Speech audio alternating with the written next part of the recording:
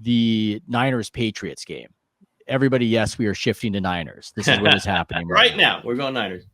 We're going Niners right now. So that's a sleepy little snoozy game that national media, they usually have a rundown of games they talk about, and that wasn't on there. The Patriots are bad. The Niners are perceived to be really good, that it was an easy victory for the Niners, whatever. But you identified something in that game. I think that game is a very important game. I really do, because of the defense played against Purdy and what was done to it and what that presages going forward. And it's the Patriots, perhaps smartly, they packed in those intermediate route areas and they put defensive players right there to rob those routes. And in a way, that's an acknowledgement of who Purdy is, that he is just fantastic at those sorts of routes. And in the Shanahan offense, that's what they do. That's what they kill you with. And if it had been a day, I think, where they had thrown a few times up top and the ball hit the ground or it got intercepted or it just didn't look right, then they would just continue to get that kind of defense. But that announced the credible threat of, no, you're going to give up 50-yard plays if you do that. If you do that, this is the risk. And now it's a credible risk. And the Patriots have some excellent players in the secondary, as bad as they are in other places. And I thought that was significant because in the general Brock Purdy conversation with all its contours, greatness for players, I think, is usually built on having one big advantage and then leveraging that to other advantages. Steph Curry's shooting is the basis, not just for the shooting, but everything else. When he's getting into the lane and there's nobody around him, it's because the defensive players are jumping out. Demonstrating the leveraging of an advantage in that way, I think that was really important for the development. And you observed that instantly and you captured it and you talked about it. So I'm not really setting you up with a question other than to say it's a good example. That's a good example of that was the big thing to notice, in my opinion. I appreciate it. I mean, again, that just someone who's watched Brock Purdy's entire career and someone who's talked to him and someone who's talked to Shanahan about him and someone who's talked to his teammates about him and has seen him struggle through some games. You know, we talk about the Ravens game last year with the 4 interceptions. We talk about some of the coordinators who've been tough on him and tough on Shanahan. And like, what are they doing? Okay. And then what's the 49ers adjustment? You have to have an adjustment. And if you can't adjust out of it, then you're not as good as we thought. But they clearly adjusted. And Purdy has the arm for this. That's, it's the, oh, he's just a little guy who doesn't have a big arm. No, you don't have to have a bazooka. You just have to throw the ball at the right time, the right spot for 40 yards. He has the arm to do that. He has the lower body to be able to set himself after a couple steps to the left, maybe even a jog to the left. That's what a quarterback is. It isn't some guy who's just built like 6'5" and throw the ball if everything's perfect. Purdy's showing that piece by piece by piece. And I thought that was, and it wasn't just the deep throws. It was the movement. He just looked lively back there. And I've had a word in my head. I can't write this because, it doesn't really sound right. But what I believe is the most important thing a quarterback is elasticity. It's Aaron Rodgers had this when he was younger, maybe not so much now. Brady even, not the most. It's, can you take 3 steps left, stop, turn, and throw quickly and accurately? Can you reset your feet instead of like Kyle Bowler, again, this is a quarterback I followed at Cal, was a first round pick by the Ravens long ago. He couldn't reset his feet, couldn't do it. If he did, the ball went flying. Can you do this in the middle of guys trying to tackle you and then throw and read the right place where you should throw it and be able to get the ball there? And Purdy has this. And this was, again, there might be times where he struggles again. But one thing I keep saying, his bad games aren't that bad and his great games are incredible. So when you have that combination and he's adjusting and Shanahan's adjusting to him, and we see Shanahan call games differently than he does for other quarterbacks when he's got Purdy. This is like, he won't say the words, but he absolutely is. It just is it's a unfolding picture of a really great NFL quarterback. And if you just can't see it, you decided too soon about this guy. You just have to let games unfold before you And this stuff's happening, and he's throwing a ball out there. And now that's probably going to drop the safeties back a little bit, I would imagine. I don't think they're, maybe another game like this, but I think if he sees his defense again, they're going to go over the top again, and they're going to get these plays.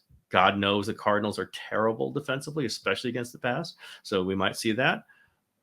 They're going to have to creep the safeties back. And then, guess what? Those timing throws over the middle to Aiyuk are going to be open again. This is what football is about. Having a quarterback that can move defenses around like that is the winning formula in today's NFL, probably in all ages of the NFL, but particularly now. And we just saw an example of Purdy adjusting to this with his coach and just decided to write about it. So I appreciate what you're saying about it. It's just acknowledging what we're seeing, and step by step by step by step. You could write Purdy every week, right? The 49ers quarterback can be written every week, but that one I thought was a specific. He's had other games where he's throwing it deep. He threw it against Seattle in the regular season last year, but this one seemed to be perfectly married to what defenses are doing to them and to Shanahan adjusting to it. And there you go. No Christian McCaffrey. All these things are like, okay, Brock, you're going to have to throw the ball over the top, and you have to want to throw the ball over the top. And he wants to throw the ball over. Like, he likes throwing the ball downfield. So all those things kind of go into the piece. But to hit a note, I keep saying that's because of someone that I've covered this guy every game of his career, talked to him. We talk NBA. When Purdy and I chat, we talk NBA because he knows Halliburton really well. That was the genesis of the story I did. He and Halliburton's friendship from Iowa State. Like, we're talking that stuff. And just this is the steps you go through to try to write stories in context when they happen. If I had not been having these conversations or hadn't watched them, maybe I could have written that column, maybe not. I think it just all goes into a story. Everything you've seen, everything every question you've asked kind of goes into every story you write about a particular topic. I think that shows itself, the value of that shows itself, and it's becoming a referendum on a lot of the conversation about him. I found myself to be a bit of a homer, but in being a homer, it's really just believing the output. I felt similarly. I'm not saying that Brock is Steph Curry level, but I felt similarly with Steph Curry when he was an emergent phenomenon and there was a lot of dismissiveness about it and how he's not actually doing what he's doing. There's no way he's doing what he's doing. And I take the data. I take the output. I understand that in football, as in basketball, there's a component of your teammates helping you. But generally, quarterback production is fairly stable and fairly situation stable. And I just felt like a lot of the conversations, they almost seemed misguided to me in a way where it was this, well, he's with Shanahan. And if you put him on the Panthers, then, but okay, maybe I get it. I understand that perspective. But if he is with Shanahan and they are in conversation and he's highly coachable and he's absorbing the knowledge from Shanahan, then isn't he now a better quarterback than he would have been? And isn't he improved? Because none of this happens in a vacuum and they're all learning from one another. And it's just this, it's been a very strange conversation with him that is mostly rooted in the anchoring bias of being last pick in the draft. And it's created this odd condition where you can't just take what he's doing at face value, but seemingly what everybody else is doing can be taken at face value. And that's changing a bit now, it seems. It seems like the Brock conversation is shifting just with a few games with injured players out, even if they're 2-2. I agree. And he's had a couple of really good games. So interestingly, by the way, I just looked it up. He's been under 100 passer rating and their 2 wins because he threw that interception in the last game, knocked him under. It was like 120. Yeah. Interception always knocks you down. And he's been over 100 passer rating in their 2 losses. It's just this weird thing. I don't think that's going to continue. That's a statistical quirk. But if your lowest moment is your, an 89 passer rating, you're just freaking good. I do think people get stuck in their heads about what they think a quarterback looks like, and they only want to see confirming things, and they will not argue. They will not see things that change your mind. I think I have some credibility in this because I did not see it from him in his rookie training camp. I absolutely did not see it, and I said so. I thought he would be like some coaching, automaton. I go, this is what Shanahan wants. He just wants because we're still going through the whole Trey Lance, Mac Jones, thing. And there's still some subsets of that. But what I will say about Purdy is if it's just Kyle Shanahan and that's it, and the weapons, how come Trey Lance never, ever came close to looking like that? It wasn't a lot of time, but he never looked like that. And how come Jimmy Garoppolo, who won a lot of games, I'm not trying to knock him, but he's never looked like this. And these are two quarterbacks who played with these weapons. Most of them did. I guess Jimmy didn't play with McCaffrey, but this is a system that should be friendly to quarterbacks, has produced big numbers, and Brock Purdy is better than everyone else at it, except for Matt Ryan in his MVP year with the Falcons in 2016. And he's probably going to put bigger numbers up than him. I mean, his numbers last year were ridiculous. So let's just look at production. Let's look at what he does. Let's look in the fact that he's an incredible quarterback within the Shanahan system doesn't mean that the system has created that. He's the perfect quarterback for this system. You put any other quarterback there, they probably wouldn't be doing this because he fits it so well. That's part of this too. Steph Curry had really good numbers under Mark Jackson. It was not the perfect system for it. He gets Steve Kerr, and this thing gets unleashed. It's part of being a great player is fitting systems. It's elevating the system. It's being the coach that being the player that makes a coach expand his system. These are all parts of being a great player, certainly parts of being a great quarterback. So, yeah, I do think this discussion is it's the quarterback discourse, I call it, which is just ridiculous sometimes, is finally toning down. You're just watching this guy play. But again, he throws 2 interceptions. You're going to get Bill Simmons saying, I don't know about this guy. I don't know. I mean, you're going to get it. I understand it. It's the way it works in the NFL. But I think there's enough. 25 games, I think, it's enough. Like 20 and 5, I think he is, playing full time, most snaps in the game. This is enough for me. I'll put it that way. And he's only getting better. That's what I kept writing in the offseason. He's only getting better. Like we can see this. And I think we're already seeing it this season. Well, yeah, he might throw a bunch of picks on Sunday, but I don't worry about him. I think that's the difference where he has what I would call pilot energy. This idea that the airplane pilot is going to be even keeled, not emotional, even in extreme crisis. That Sully guy who had to land the plane in the Hudson. If you had a black box recording, I believe he would have just had a very even tone about everything that was happening. And that's unusual, even among quarterbacks. And I think Shanahan was talking about that. I can't remember when he was talking about it, how in that Ravens game where he threw all those interceptions, he was still pushing the ball downfield and he wasn't changing how he was going about it because the results were so bad. And a lot of guys, when that's happening on national TV, especially, I mean, they turtle that it becomes check down because this is all going so bad.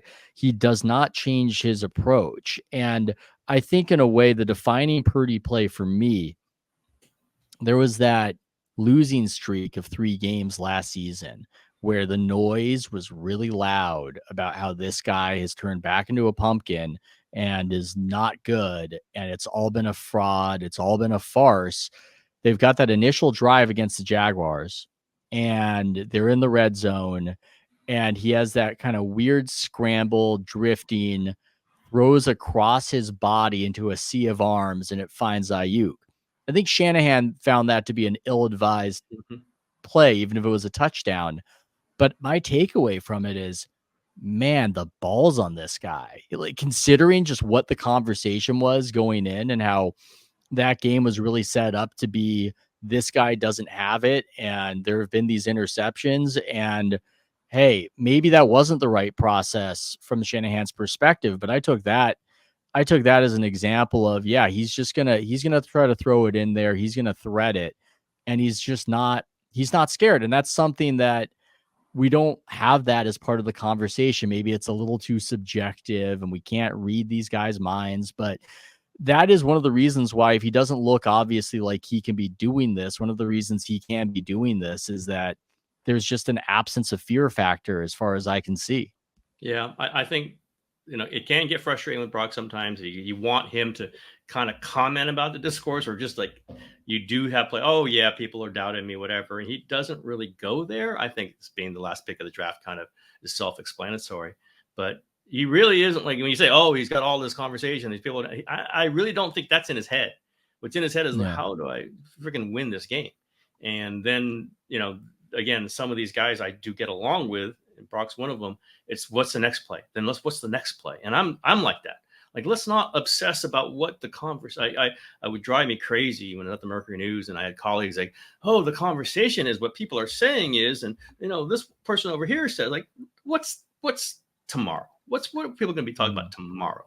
And Purdy's very much like that. Like, it just isn't. He doesn't get. Maybe he does privately or family members, but he'll never go down that road of, oh, people say I'm not good, or, oh, we were in a bad situation. Oh, I was brooding about this last play. He just doesn't go there. It's like there's something, really, really, whatever the word, where he's just focused on that one thing compulsively, whatever that word is. I don't know. I'm not trying to diagnose. I'm just saying he is on the thing, and then he's on to the next thing. And I just see that, it can be maybe a little, it feels like unemotional, but he gets emotional about it. It's just, he's not lingering in the past stuff.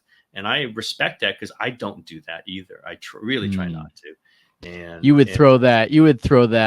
red zone past Aiyuk. You would pull the trigger, just pull the trigger. You know what? And Shanahan, again, while not loving plays that don't work out, he does praise players for pulling the trigger. Like, just let it go. Like, don't be hesitant, because you can't get the big play if you never tried a big play. And I think Lance at times really frustrated him that way. So much that Lance's last throw as a 49er, I think one of them was the interception in the preseason game against the Raiders last year. Still hard to believe that Lance was on the 49ers last training camp, but he was. And wow. We're like, oh, that's it. He's done with the 49ers. And he was. But Shannon was praising him for it. So he pulled the trigger. Like, he threw the ball. I like that part about it. What you can't do is like, I don't know what I'm going to do. I'm just going to hold. I'm just going to hold. I'm just going to hold. And he does not want. He wants quick, decisive. Let's almost shift the lens and go the other way. Mm-hmm. Has the production of Aiyuk validated the sense that maybe the 49ers aren't managing themselves properly? That there's been a lot of big spending. Shanahan, for instance, says that he got involved and he thwarted the trade of Aiyuk to keep him here. Is that perhaps evidence of a process where something's not working out right? Because that Aiyuk contract, is it too crazy to say that it immediately looks like a bad contract, Tim?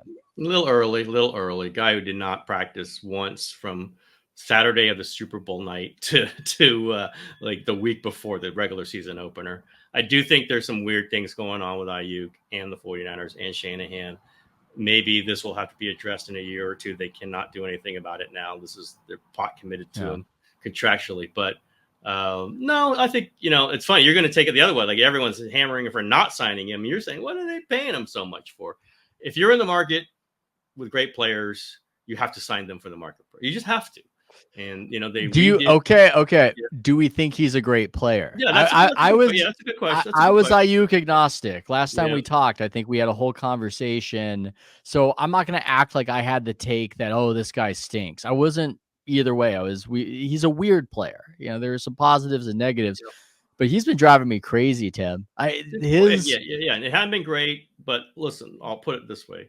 We talked about the way the defenses are playing them. I mean, they are trying to take that Aiyuk slant out. Like, they don't want that to happen 6 times. It's just, that's what they're saying. That says a lot. Christian Gonzalez did not travel across the field most of the game, but when he did, it was to make sure that Aiyuk wasn't going to beat him. Like, these are things that are happening. 4 games, the 49ers are averaging 410 yards a game offensively. It's not like, oh my God, they can't do anything because Brandon Aiyuk isn't doing anything. They're going to other people. Juwan Jennings has all of a sudden emerged as this go-to receiver. If that continues, what I'll practically say is, if that continues, then Aiyuk becomes a less value because you have someone else who just replaced him. That doesn't mean he's a bad player. It means you have someone who replaced him. They're going to have to shift some of this money to Jennings at some point. I don't count 4 games as the whole thing. I think you want him on the field. I think if he's your third best receiver, you're fucking pretty good. And I don't know that that's going to continue for very much longer. We'll see. Maybe he's pouting, maybe, all those things end up like, we'll see. If he's emotionally not there, then that's a trouble. But I think physically he's good. I would not have paid him as much as they paid him, but they had to at that point. They could have paid him less, by the way. Yeah. But Amon-Ra St. Brown is not producing a ton. That's the salary they pegged him towards. Like receivers kind of go through ups and downs.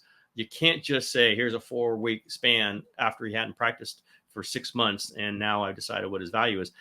It is a weird thing to look at just because he's not a volume receiver, probably never will be. But man, some of the catches he made last year were the ones that were the most important this season. So yeah, how do you value that? Once they did McCaffrey, redid him, they had to redo Trent Williams, and you probably had to make sure you're paying market price for Aiyuk. Now, listen, they were willing to trade Aiyuk. We know that, but what other teams were willing to trade for him, and whether they actually would have paid him, that's the part I pull back on. And this whole thing about Shanahan to run up the stairs and make sure they didn't trade him, that's like a great story, and they're telling it, so I don't mind the reporting on. I'm just saying it's BS. Like, they weren't going to trade him. Like, there was nobody that was going to offer them enough at that point. Wait, how does stop them being traded for a 4th-round pick? No, it just gets like Shannon probably was joking, like, oh, I better make sure you're not getting traded. So they're selling that story.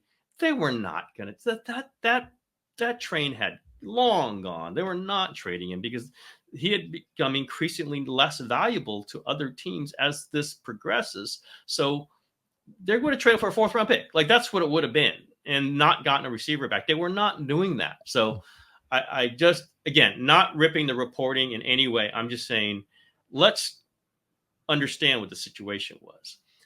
And it's a weird relationship with a player who did some weird things and is continuing to do weird things. And maybe an 8-catch, 160-yard, 2-touchdown game on Sunday just eases it all up. Maybe that doesn't happen and things continue to get a little weird. But this is the world they're in. You get really good players. He was 2nd-team All-Pro. Like, he is acknowledged as a very, very good receiver. He was up. He's 26 years old. If you're a good team, you keep those players. They did it in a way that cost them a lot of money. He's on the team for at least 2 more years. If it's bad in 2 years, then they can move him. This is the way you have to operate if you're a good team. I don't think you could have gone into us and saying, well, we know Juwan Jennings is going to be great, so we can blow out Aiyuk. If they knew Juwan Jennings was going to do this, Brandon Aiyuk would have been traded. He would have been traded. But that would have been in April, right? It wouldn't have been friggin', August 30th. So, well, wait, let's return to this idea of the conspiracy to promote this story of Shanahan throwing his body in front of the trade, because I like this. You know what it reminds me of, Tim? And you're going to like this. It reminds me of when Don Draper wanted Pete Campbell fired, and then they try to get it done, and Cooper explains to them that we can't fire him because of his family connections. And then when they bring Pete Campbell back in, Roger Sterling says that Don spoke up for you, and he's the reason that you did not get fired. So you would need to be, this is your guy. You need to be endlessly loyal to Don. Do you think it's possible that this is part of what was happening, that there's an element of, look, Shanahan, Kyle stood up for you. Brandon, I know you might have your issues with him, but you got to look to him. That's your guy right there. Or am I too far out there? Not terrible. It's not terrible. And God salute Roger Sterling. What one of great characters in television history. I think it's just more Aiyuk's connection to this team has been Kyle Shanahan. Like, that's the management person he deals with now. It's a little bumpier now, but that's a person he has conversations with. So I can see where, like, hey, Parag Marate was ready to trade your ass, which is true, right? Parag Marate and Jed York were ready to trade him. I think Shanahan had gone back and forth. John Lynch had kind of gone back and forth. Everybody was frustrated. But I think what Shanahan and Lynch can say is, hey, these guys wanted your ass out of here. And we're the ones who are saying, well, let's work it through. But that's always the case. So, the negotiator is always going to be the hard ass, right? The negotiator is the one saying, why do we need you? Why am I offering you this money?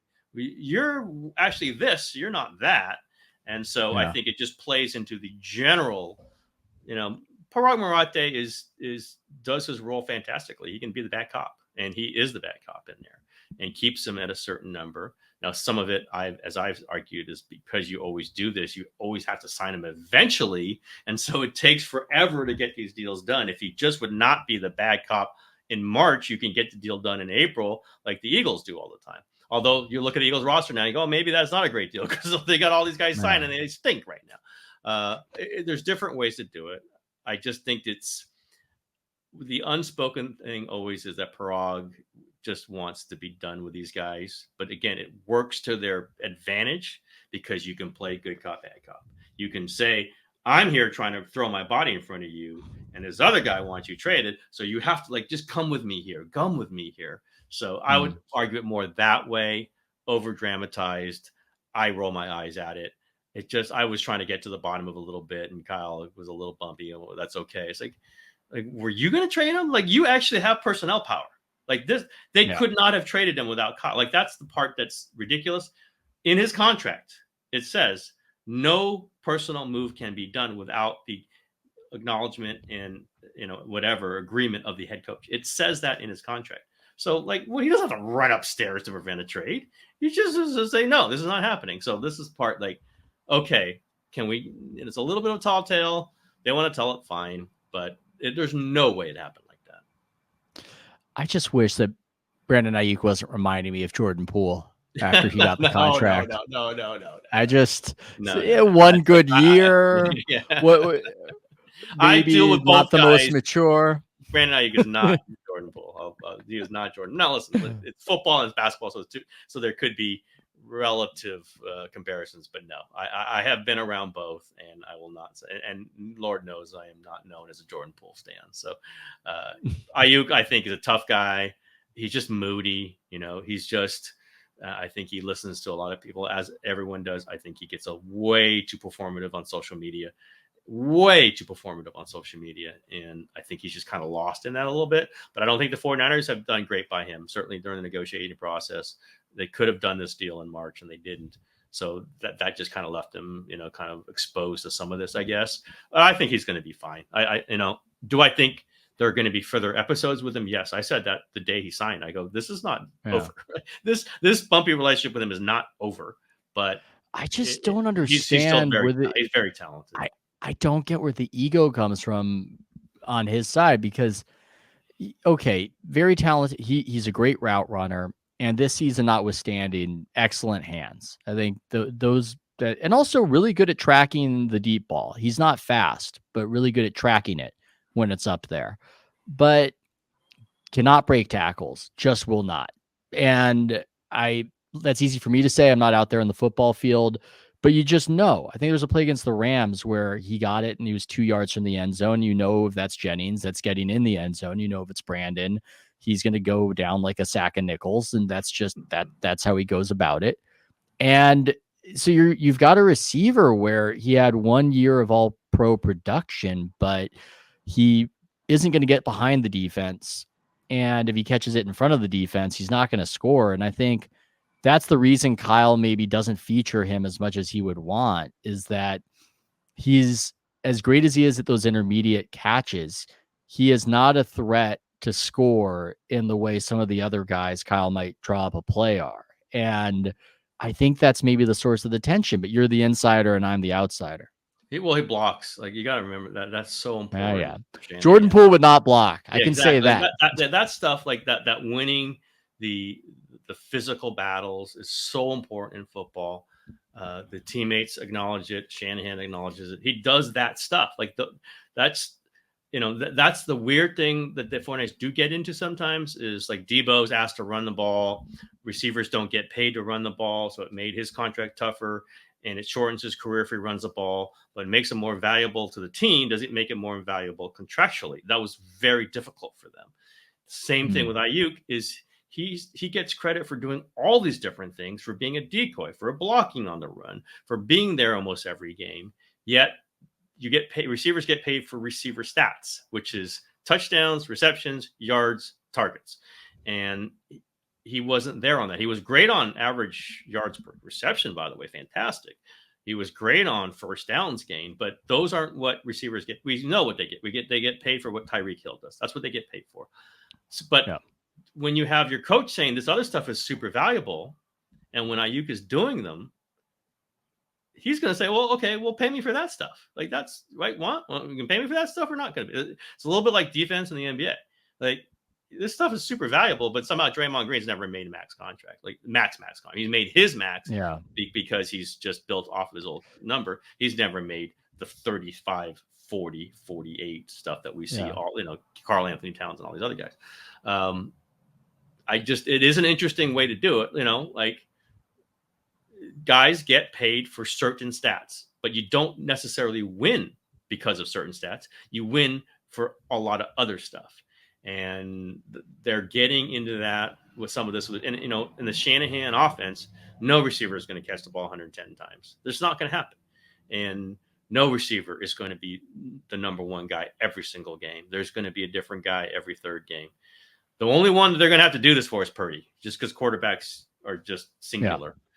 They will have to pay Purdy at the top of the market, and they will. I think that was part of this weirdness with Aiyuk and Trent Williams. They ended up paying them anyway. That's my frustration with them. Yeah. You can have these beliefs. You can have these hard lines. You can make all these, bluffs, but you end up paying more if you do it because you're going to want, Nick Bosa, they took all the way to the end and he got paid as much as he was going to get paid because he's Nick Bosa. Yeah.